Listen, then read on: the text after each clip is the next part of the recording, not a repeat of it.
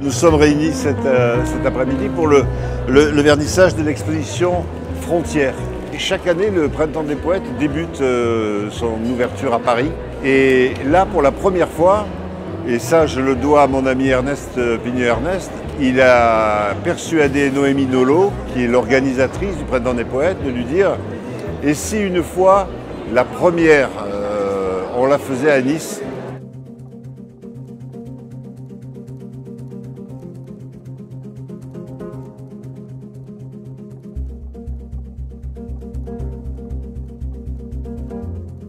Alors nous avons essayé, puisque cette exposition se passait en mars, et de l'inscrire dans le Printemps des Poètes. Et à partir de là, comme beaucoup d'artistes de Start s'intéressent à la poésie, nous avons choisi cette thématique qui nous intéressait parce que Frontières est un thème très vaste, qui est très ouvert. Ce n'est pas les frontières géographiques, les principales frontières. Par exemple, une artiste a travaillé sur un thème qui est la peau et la frontière entre nous et les autres. D'autres artistes ont travaillé sur la vie et la mort. D'autres sur le cadre et le hors-cadre. Et c'est cette thématique ouverte du mot frontière qui nous a intéressés. On a donc dans cette exposition 35 artistes qui ont participé et qui finalement nous offrent 35 univers différents du mot frontière. J'ai commencé avec des formes un petit peu comme l'écriture automatique de Breton. C'est-à-dire j'ai dessiné des formes qui me venaient au bout du crayon, comme ça. Et puis j'ai dit, je vais les réaliser en céramique. Je me suis lancée, j'ai essayé différents matériaux. J'ai fait aussi une année jeune créateur à Valoris. C'était bien parce que je pouvais toucher à tous les matériaux. Le thème était frontières, donc j'ai essayé d'aborder plusieurs des thèmes frontières, sachant que mon travail est uniquement sur l'imaginaire, le flou, l'incertain, l'improbable, le probable, le possible, l'impossible. C'est une confrontation entre une machine et un être vivant, un loup et un robot chien. Et cette machine existe réellement et je crois pouvoir dire sans me tromper qu'elle patrouille déjà à la frontière mexicaine. Ce qui était science-fiction il y a quelques décennies est désormais uniquement science.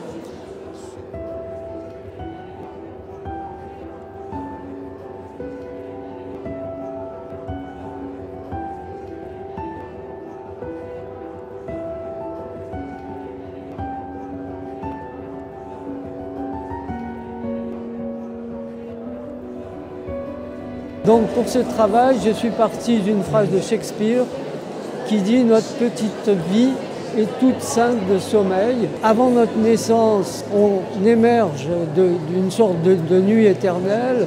Notre petite vie, une sorte de trajectoire infime à notre mort, évidemment, rejoint ce silence éternel, cette nuit éternelle. » J'ai imagé la vie de quelqu'un par une petite trajectoire infime prise entre deux grands noirs.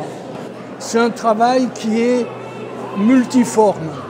D'abord, j'ai commencé par faire un petit carré qui est avec la proportion du nombre d'or. Donc on peut tourner le carré de différents côtés et avec un carré, on a 8 positions. Avec 2 carrés, nous avons 68 positions. Avec 3 carrés, nous avons 4604 positions. Avec simplement quelque chose de très simple, on arrive à quelque chose de très compliqué, très sophistiqué.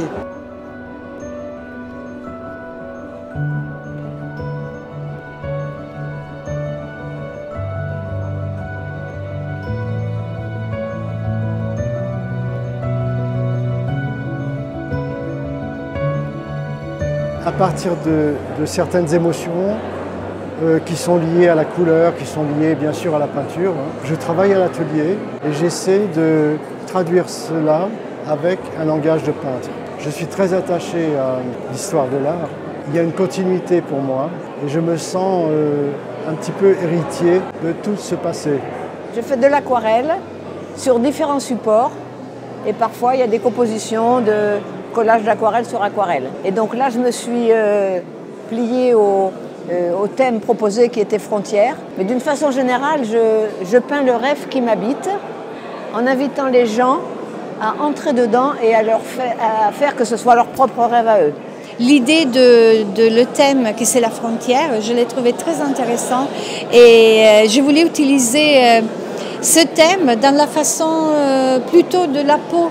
La peau, la première frontière qui nous limite. Et ce que j'ai trouvé très intéressant, de plus proche que j'allais vers la peau, et plus pour moi ça devient comme des paysages.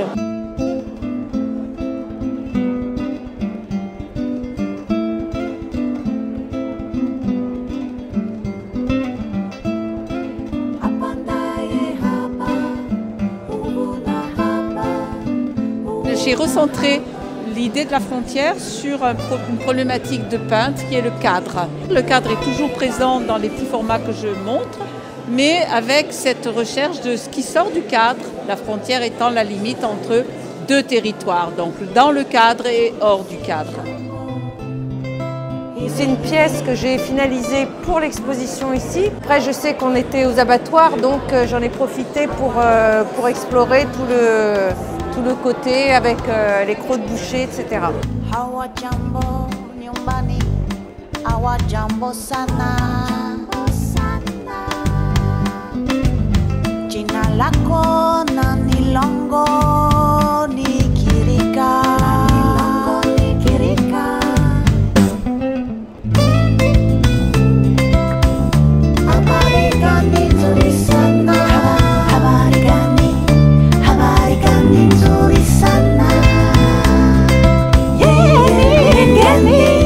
J'ai essayé de travailler sur la frontière entre la vie et la mort, en étant persuadé, y compris scientifiquement, que la vie est plus forte que la mort. Les photos sont tirées, je les ai faites dans le cimetière du château à Nice, extrait de la statuaire qui datait du 19e siècle. Et grâce à mon ami poète Yvon Lemaine, j'ai extrait 4 fragments de poèmes qu'il a écrits à propos d'une personne qui est décédée, pour essayer de montrer en même temps la mort et en même temps le dynamisme et la vie qui peut ressurgir à partir de la mort.